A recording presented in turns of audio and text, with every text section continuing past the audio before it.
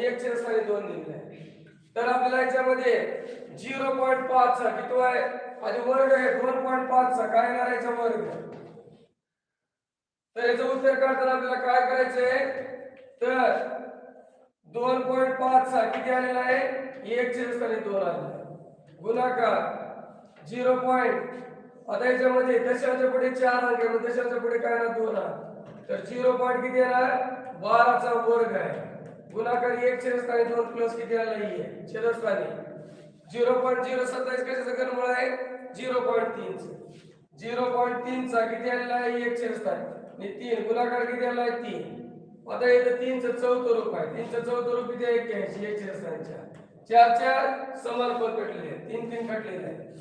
आता इथे लक्ष द्या 2.2 चा इथे किती आहे वर्ग असल्यामुळे 2 2 पद कटलेले आहे तर 2.5 आणि 0.12